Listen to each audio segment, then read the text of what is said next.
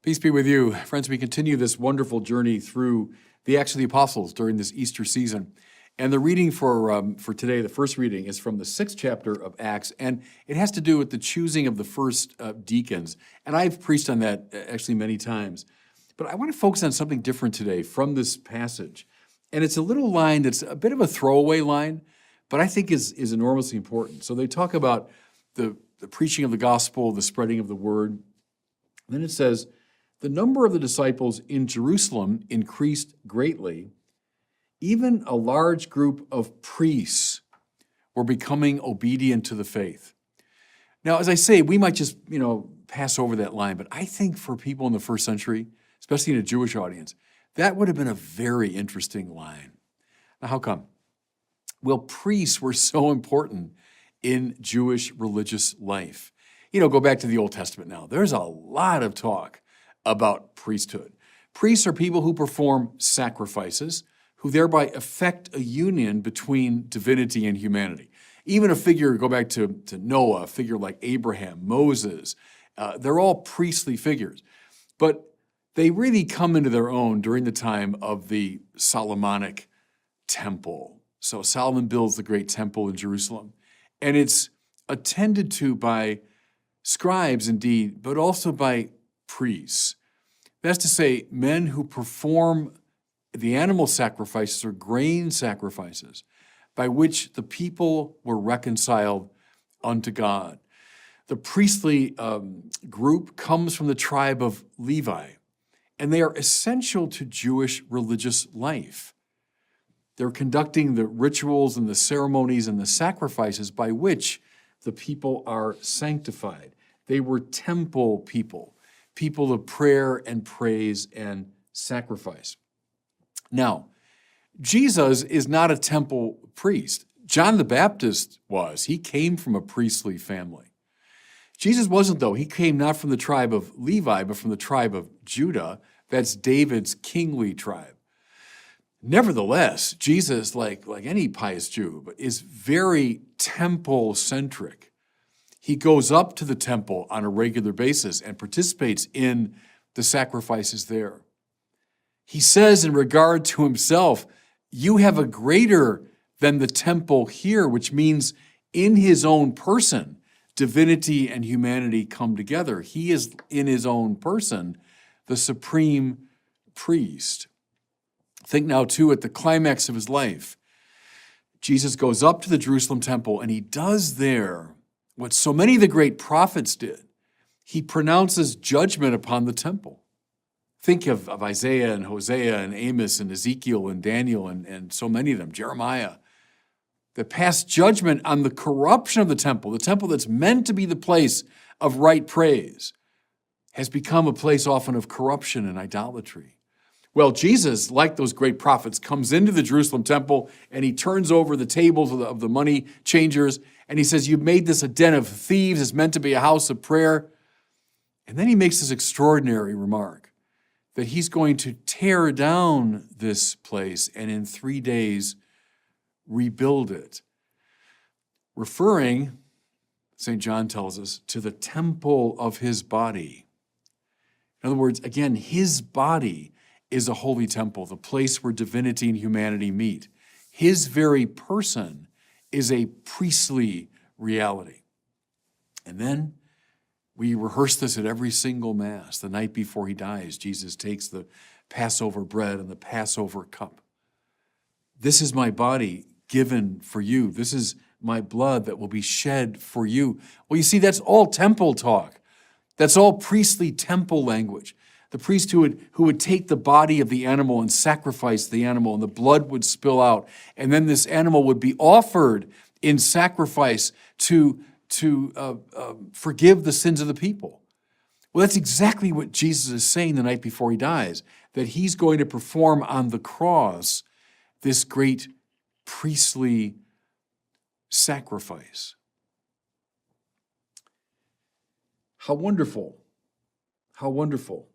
that as we hear a large group of priests are becoming obedient to the faith. You know what that means? That means they got it. That means that these temple priests in Jerusalem they were steeped in the very tradition I've been describing. I mean, that's what their whole life was about. Once they heard the evangelical message, they knew Jesus is the fulfillment of this temple. Jesus is the fulfillment of these sacrifices. Everything we've been doing across the centuries as priests of Israel, it's now summed up and given full expression in what Jesus has done on the cross. You know, I'll speak directly to all the Catholics listening. Something I think wonderful about Catholicism is we preserved so much of the Jewish priestly tradition. Go back in the Old Testament, what do you find? Well, you find descriptions of altars and incense and vestments and miters and candles and sacrifice. In other words, all these things that we preserve in our churches, that we preserve in our sacrificial activity of the Mass, there it is. Because we recognize, I think as these temple priests did, who became obedient to the faith, we recognize that in Jesus, all this comes now to fullest expression. Do you see, by the way, why Vatican II insists that the Mass, the Eucharist, are the source and summit of the Christian life? That's the place where divinity and humanity come together. That's the place where they're reconciled. That's where the priestly activity happens. Again, the tragedy, everybody, that so many of our Catholic brothers and sisters are staying away from this. No, these temple priests long ago, they got it. And they became obedient to the faith. So we today need to be obedient to the faith. Okay? So with all that in mind from the first reading, listen to this now from the first letter of Peter. He says, "Come to him, a living stone, rejected by men, but chosen and precious in the eyes of God. And like living stones, let yourselves be built into a spiritual house." That's an extraordinary line, isn't it? Who's Jesus? He is the temple. All right? I'm going to tear it down in 3 days, rebuild it, referring to the temple of his body. You have a greater than the temple here. Who is he? He is the high priest. Now, who are we? Oh, we're people that follow Jesus. We're his disciples. We think his teaching is great. Nothing as banal as that. No, listen to Peter. We are like living stones built into a spiritual house. See, we're members of his mystical body. Shift the metaphor a little bit. We're the living stones that make up the temple that he is. That's what's happening, by the way, every time we go to Mass. We're not just people like watching a concert. I'm going to show up and sit in my chair and watch what's going on up there. No. You're participating in the mystical body. You are a living stone making up the temple. You are a priest, right? Everyone listen to me baptized. You are priest, prophet, and king. And when you come to Mass, you're exercising your priestly responsibility, your priestly dignity. So to this point, listen as we go on in 2 Peter. You must become a holy priesthood to offer spiritual sacrifices acceptable to God through Jesus Christ. Oh no, that's for bishops and priests up there on the altar. Well, yes, in a very unique and indispensable sense, yes. But everybody that attends Mass is exercising his or her priesthood. As you join your prayers to those of the priest, you join your sacrifices to that of Christ, you're a priest in this temple.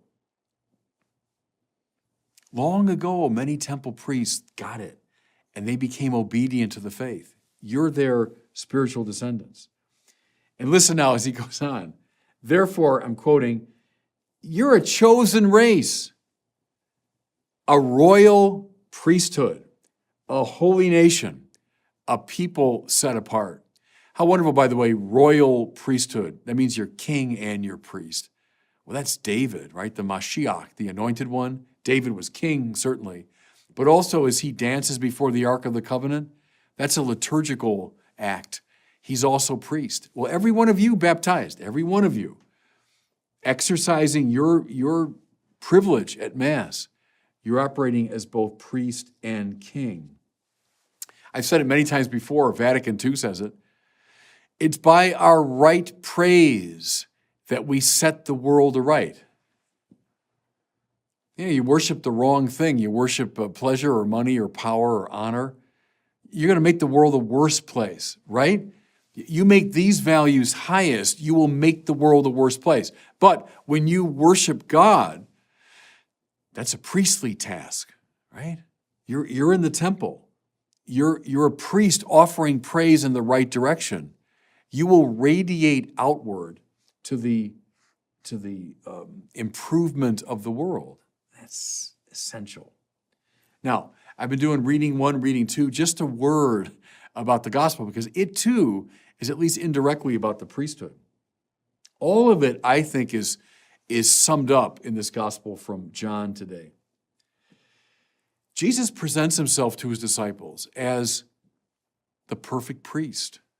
Now, why? He's the mediator between God and humanity. Now, how do we know that? Well, listen to what he says. When he's asked, Lord, show us the way to the Father. What is this way to the Father? What does Jesus say? I am the way, the truth, and the life. Here's Thomas Aquinas' commentary on that. In his divinity, he's truth and life. Right? What are the things that we want? Well, we want fullness of truth. That's God. We want fullness of life. That's God.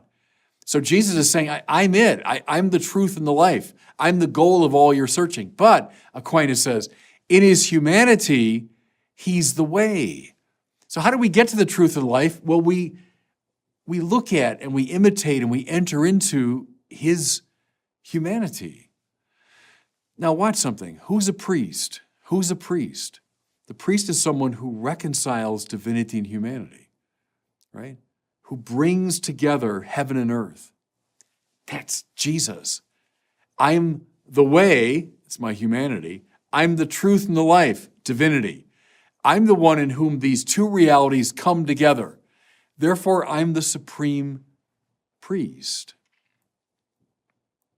And once again, we don't just admire this reality that's up there, out there somewhere. No, we participate in it. We're living stones in the temple. We are sharers in his royal priesthood. Many priests became obedient to the faith long ago. We're their descendants, everybody. Everyone listening to me who's baptized, we are descendants of those priests who became obedient to the faith. So as we're coming toward the end now of the Easter season, realize your dignity, especially every time you attend Mass. And God bless you.